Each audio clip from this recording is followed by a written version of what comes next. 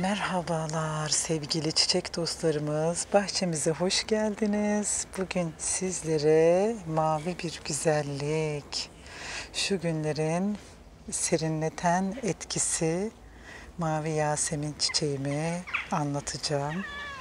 Mavi yasemin denilse de aslında yasemin ile ilgisi olmayan bir tür bu. Çiçekleri yasemin bitkisine benzediği için böyle denilmekte. Asıl adı kurşun kök olarak geçmekte.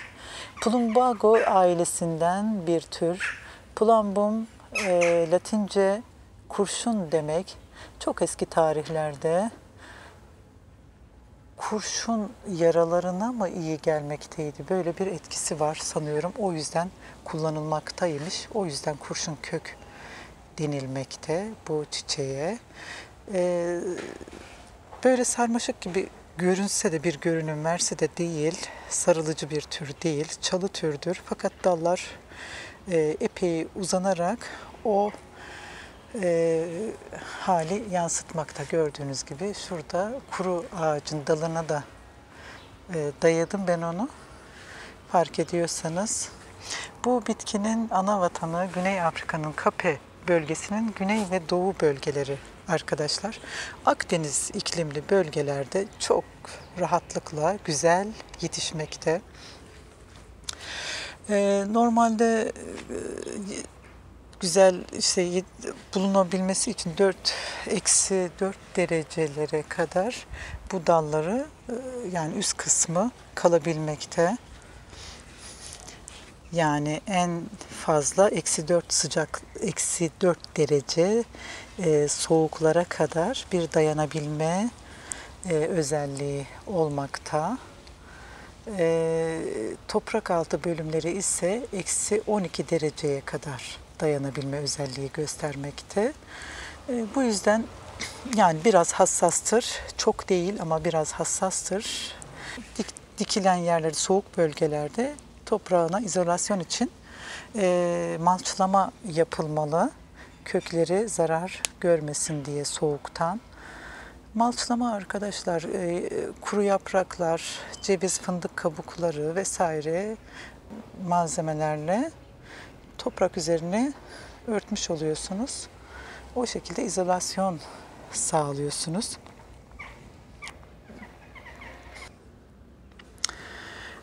Yasemin çiçeğine hani adı Yasemin, aynı Yasemin'le aynı adı alsa da Yaseminler zeytingiller familyasındandır. Bu çiçek ise kar dikeni gillerden, kar dikeni ailesinden bir tür. Türkçe olarak o şekilde geçmekte. Birçok türü var. Mavi yasemin çok severek edindiğim bir çiçek. Hatta ilk gördüğümde işte komşularda falan vardı. Bir iki arkadaşta. Oradan alıp ektim, diktim, denedim, olmadı. Arkadaşlar ilk yıllarda çiçek diktiğim zaman hani dal, çelik alıyoruz ya, diktiğim zaman olacak zannediyordum. Fakat sonra binde bir tuttuğunu, olduğunu öğrendim. Bu zamanla öğrendiğimiz, alıştığımız bir şey oluyor artık. Çok heveslerle alıyorsunuz, hayaller kuruyorsunuz. İşte yazın böyle olur. Hayır, öyle değil. Ben bu güzelliğe, işte bunun için hayaller kurduktan en az 3 sene sonra böyle ulaştım. 2-3 yıldır böyle güzel bir formda açmakta. Fakat Yasemin güneşi çok seviyor, ışığı çok seven bir tür. Bol ışık, güneşte güzel, bol çiçekli olmakta. Benim burada biraz kısmen, yani şu anda saat 8-8:30 civarı arkadaşlar. Güneş henüz dönmedi. Güney taraf, evet, bahçenin güneyi böyle. Daha önce de hep gösteriyorum bu açıyı, güneşin gelme açısını anlayın diye. Doğuda böyle. Daha sabah güneşi dönmedi bu tarafa. Böyle bakarsanız, ama alıyor, yine bahçenin orta yeri sayılır burası arkadaşlar. Şöyle Yasemin. Şimdi bir geri geri gidiyorum. Dışarıdan gelince ilk gözümüze alan çiçeklerden. Tabii güneşle birlikte böyle yarım görüyorsunuz. Şimdi eve doğru gelirken direkt karşınızda, size huzur verici etkisi olmakta. Şöyle bakarsanız mavi ile yeşilin o huzur verici tesirini hissetmektesiniz. Bilmiyorum. Şöyle dakikalarca bakabilirim. İlk aldığım Yasemin böyle saksıda, bunu aldım. 2 sene sonra, 3 sene sonra böyle güzel form aldı. Hemen şu sağda gördüğünüz kendi yetiştirdiğim, sonrasında bunu başardım. Ve şimdi zaten rahat tutmakta, onu fark ediyorsunuz zamanla. Ve şurada da tutturduğum bir Yasemin var. Bir ya da iki. Şöyle fark ediyor musunuz biraz mavilikleri? Güneş yansıdığı için çok net alamıyorum. Bakarsanız bu şekilde. Evet, form budaması yapabilirsiniz. Yasemin çok hızlı, dalları çok hızlı uzar. Yani ben onu kışa kesiyorum. Sonra bu gelen dallar, o baharda, yazın büyüyen dallar. Yasemin yaz boyunca çiçek açar. Haziran ayından başlar. Sonbaharda dahi devam etmekte. Benim Yasemin'im gerçi geç açtı. Artık herhalde olgunluğunu yeni tamamladı, bilemiyorum. Şu günlerde de hala devam ediyor. Ben size Yasemin'i bol çiçekli en güzel haliyle yengemde çekmiştim. Misafir bahçelerde Asiye Dilaver'in bahçesi olarak mıydı başlığı? Oradan bakarsanız o kapı girişine, bahçe girişine koymuş, güneşi tam gün almakta, muhteşem olmuş. Orada Yasemin'in en güzel halini görebilirsiniz arkadaşlar. Oradan izleyin. Evet sevgili izleyenlerimiz, daha önce misafir bahçelerde Asiye Hanım'ın renkli bahçesinden diye çekmiştim ve bu mavi Yaseminlerle başlamıştık. Evet, aradan bir ay kadar zaman geçti. Şu anki durumlarını bakın istiyorum. Bahçemdekileri devam edeceğiz yine ama araya bunu böyle reklam arası, güzel bir reklam arası olarak görün istiyorum tekrar. Harika görünmekte gerçekten. Orada da seyrettiniz muhakkak. Hayranlık uyandıracak şekilde ağaç küpeleri de yanında ve üzerinde de kırmızı fırça çalısı.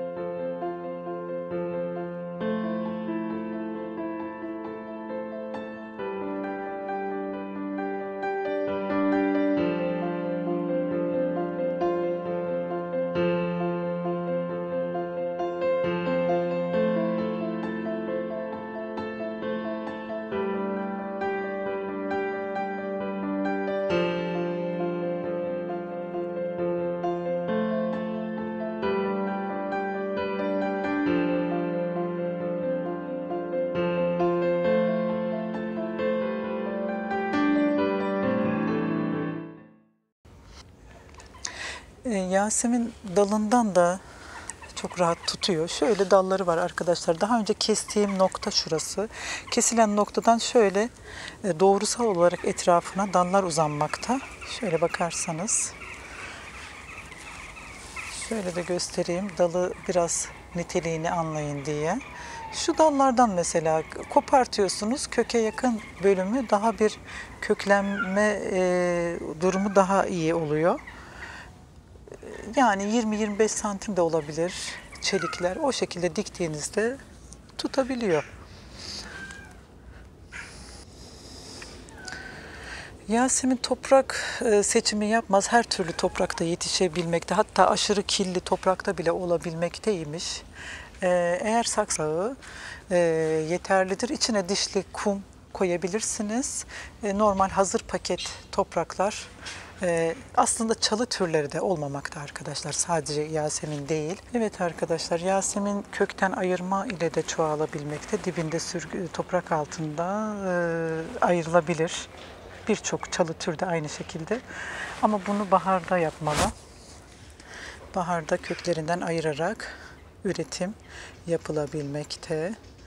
Yasemin çok bulunmayan bir tür değil arkadaşlar. Seralardan sorulduğunda çok rahat edinebilirsiniz. Hemen yanında gavura çalısını ben size göstereyim. Gavura çiçeği iki renkli açmış. Biri açık pembe tonlarda. Bu istediğim formda olmadı arkadaşlar. Yani gavura videosu yapmadım size çünkü istediğim gibi olmadı. Geçen seneler çok daha iyi idi.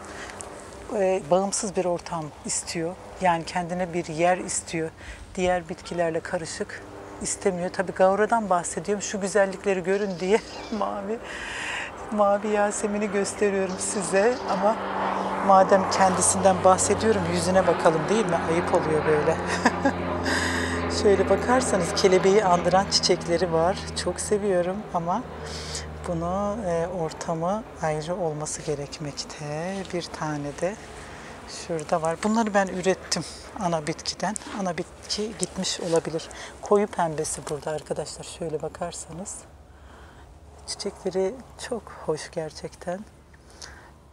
Çok tavsiye edebileceğim bir tür bu. Gavura çalısı, saray nanesi yani Türk kızı, işte lavanta, adaçayı türleri, zeytin çalısı gibi türleri tavsiye edebileceğim türlerdir arkadaşlar bahçede. Dayanıklıdır.